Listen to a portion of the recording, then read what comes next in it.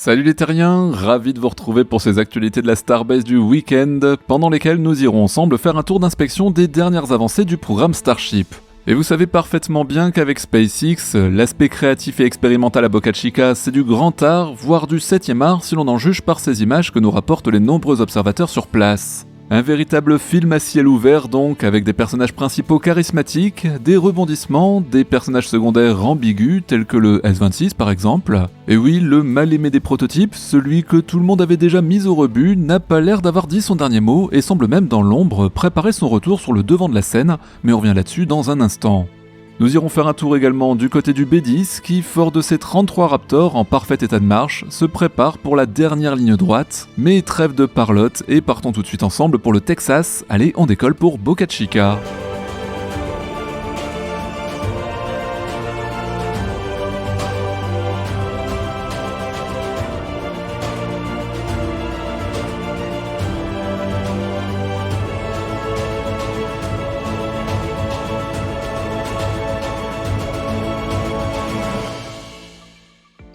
Commençons par un peu de détente pour aborder sereinement ce tour d'inspection. L'année 2024 s'annonce chargée, alors autant ménager nos forces. Pour ce faire, rien de tel que de se laisser distraire un peu avec Chris Bergin, qui, bien qu'occupé à filmer la découpe de la coque de protection du réservoir d'eau récemment déshabillé, a d'un seul coup vu son objectif de caméra être inexorablement attiré par un camion passant devant son champ. Un réservoir qui restera sans doute dans les annales, au vu de sa fresque spatiale fort bien réussie ma foi.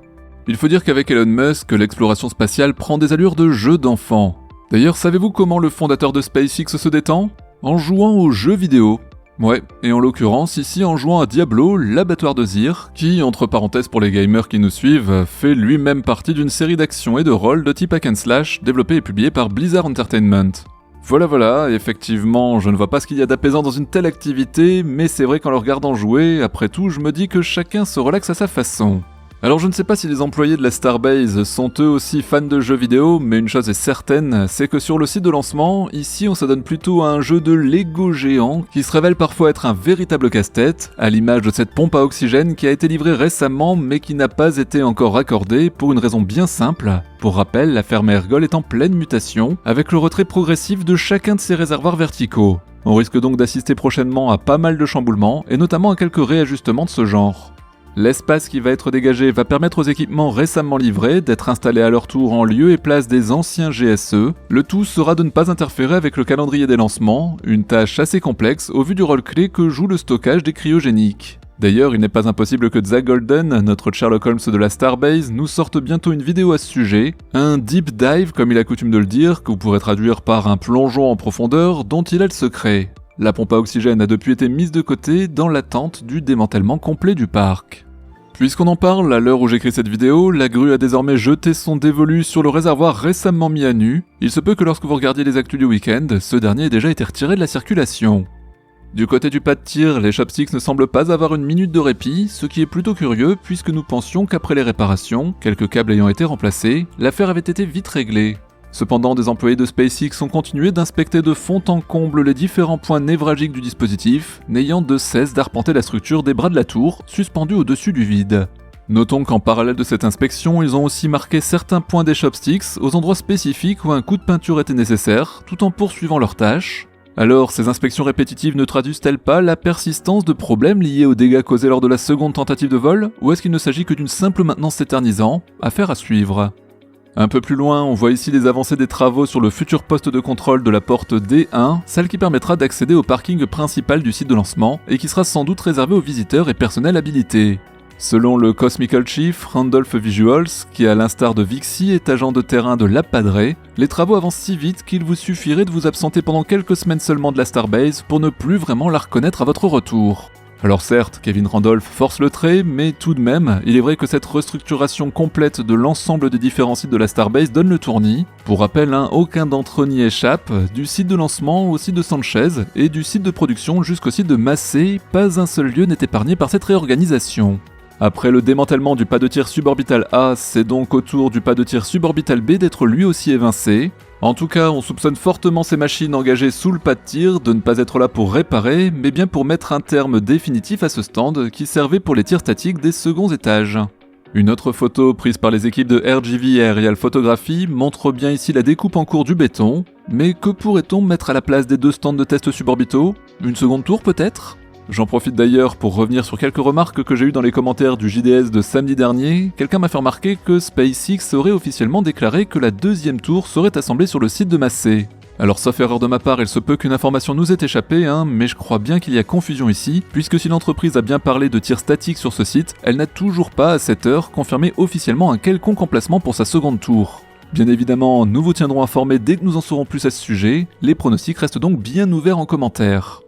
Avant de faire le point sur les différentes versions des deux étages de la future fusée Starship, allons voir d'autres prototypes, certes plus petits mais costauds. Je veux bien sûr parler des fameux Raptor que SpaceX teste régulièrement sur son site de McGregor, en parallèle de ses moteurs Merlin. Ce qui nous intéresse aujourd'hui, c'est le récent test Raptor de longue durée qui a eu lieu la semaine dernière, avec un premier test de 378 secondes sur le banc d'essai horizontal, puis de 189 secondes sur le fameux tripode. Je vous laisse écouter la douce musique de ce petit Raptor. Allez, chose promise, chose due, faisons à présent un point sur les prototypes, et notamment sur celui que vous attendez tous et espérez tous voir voler très bientôt, je veux bien sûr parler du S-26. Bon ouais ok, c'est une blague, parce que je sais que pas mal d'entre vous ne s'y intéressent pas vraiment, et plus largement l'ensemble de la communauté des fans de SpaceX. Néanmoins, les équipes de Boca Chica s'affairent dessus depuis pas mal de temps maintenant, au sein du Rocket Garden, et le voilà désormais bardé de raidisseurs. Alors pourquoi donner autant de soin à un vaisseau nu comme un verre que tout le monde attendait de voir être mis au rebut et découpé en morceaux? Et si SpaceX envisageait sérieusement d'utiliser ce prototype pour tester sa toute première version HLS pour un aller simple en orbite? Déraisonnable comme hypothèse? Et si en plus l'entreprise décidait de l'équiper d'une plateforme de descente pour tester ce mécanisme avant l'heure? Je m'égare? Bon, ce ne sont bien sûr ici que de pures spéculations, néanmoins on est en droit de se poser des questions sur le destin de ce prototype qui ne fait rien comme les autres. De plus, Mars étant dans le viseur de Musk, SpaceX ne doit pas cependant oublier de progresser sur la version HLS de son Starship. La NASA a d'ailleurs dans ce sens récemment divulgué quelques images d'astronautes s'entraînant sur la future plateforme élévatrice destinée à l'équipage du Starship lunaire, comme on en parlait hier dans le journal de l'espace, dans le cadre du programme Artemis. Ici, ce sont les astronautes Nicole Mann et Doug Willock qui se sont prêtés à l'exercice dans leur combinaison spatiale sur une maquette à échelle réduite de ce qui sera probablement un prototype d'ascenseur extérieur spatial dédié à la dépose de l'équipage sur le sol lunaire. Comme on en parlait hier, c'est une pièce indispensable au futur HLS dont il faudrait mieux effectivement s'assurer qu'elle fonctionne bien pour que nos astronautes puissent non seulement poser le pied sur la Lune, mais aussi et surtout, souhaitons-leur, pour leur famille et eux-mêmes, qu'elles soient en mesure de les ramener à bon port dans le poste de pilotage 30 mètres plus haut. Les astronautes ont donc pu, lors de cet entraînement, donner leurs impressions et apporter différentes critiques constructives du point de vue de l'équipage. En effet, la plateforme qui voyagera à la verticale le long du vaisseau grâce à des rails devra non seulement transporter des humains, mais aussi des équipements. Elle sera donc équipée d'une console de contrôle qui devra être manœuvrable d'une façon simple et efficace, d'où l'importance du feedback des principaux concernés. Sur la Starbase, pour d'autres encore tels que Zach Golden, les raidisseurs que se pressent d'installer à la hâte les ouvriers viseraient à transformer le S-26 en article test pour la partie cargo. Ainsi, nous verrions ce prototype être recyclé en une future section martyr et le reste de sa carcasse découpé en morceaux mis au rebut. Bon, je dois bien avouer que ce dernier scénario, beaucoup moins sexy, me semble néanmoins beaucoup plus plausible. Mais vous connaissez SpaceX et sa capacité à nous surprendre, alors, et vous les terriens, qu'en pensez-vous? Est-ce que le S-26 sera lancé en orbite et sera-t-il flanqué de cet ascenseur spatial? En attendant, revenons aux véritables stars du moment, et plus particulièrement sur le B-10, qui, tout comme le S-28, désormais dans le High Bay, a été rapatrié sur le site de production au sein du premier mégabay.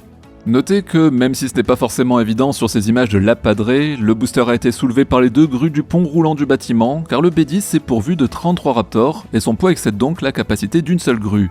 Alors on ne sait pas encore s'il y a eu quelques problèmes conséquents au dernier tir statique de ce prototype, ou s'il s'agit simplement d'une simple révision avant le prochain Wet Dress Rehearsal, cependant et comme toujours, nous vous tiendrons informés. On en parlait mercredi dernier pour les actus de la Starbase de la semaine, le S-28 a été retiré du pas de tir suborbital B pour être transporté jusqu'au High Bay où il réside actuellement. Mais avant cela, il a fallu lui retirer les points de levage destinés à le rattacher à la grue. Regardez bien cette opération car c'est la dernière fois en principe que nous devrions voir ce procédé, le S-28 étant le dernier des vaisseaux dans la catégorie V1 du Starship à être pourvu de ce type d'attache. Les prochains prototypes tels que le S-29, S-30, S-31 et S-32 seront quant à eux tous soulevés par le dessous de leurs ailerons avant grâce aux deux crochets actuellement dans le second mégabay avec le S-29 qui est le premier pour rappel à avoir testé ce nouveau procédé. Une avancée qui a peut-être l'air de rien et qui pourtant permettra de se passer d'une manutention longue et fastidieuse à chaque fin de campagne de test des prototypes. Allez, revenons à présent sur les derniers prototypes de la V1 du Starship, avec pour commencer le S30 qui a eu le droit à un test cryogénique, son tout premier, en pleine nuit sur le site de Massey, un test qui semble s'être bien déroulé aux dernières nouvelles. Dans le High Bay, nous avons désormais le S28, mais également le S31 qui est revenu récemment se mettre à l'abri après un petit séjour au sein du Rocket Garden. Ce dernier a reçu avec un peu de retard certes un beau cadeau de Noël. En effet, le prototype est à présent pourvu d'un premier aileron arrière, comme vous pouvez le voir ici sur ces images capturées par Vixi.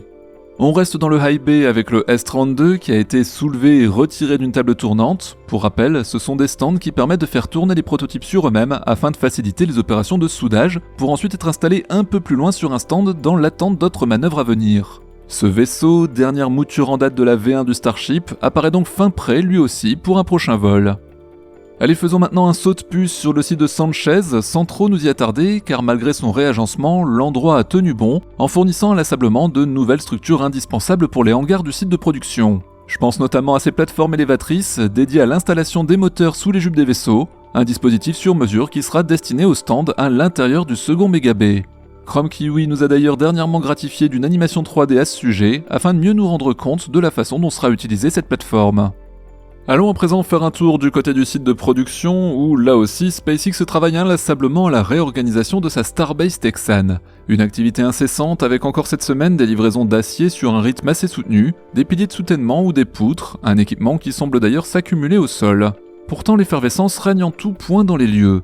En effet, on ne peut pas dire que les ouvriers perchés sur leur nacelle ou actifs sur le plancher des vaches aient pris un quelconque retard, et bien au contraire même puisque la construction de l'extension de la Star Factory est toujours aussi rapide et progresse à un rythme infernal.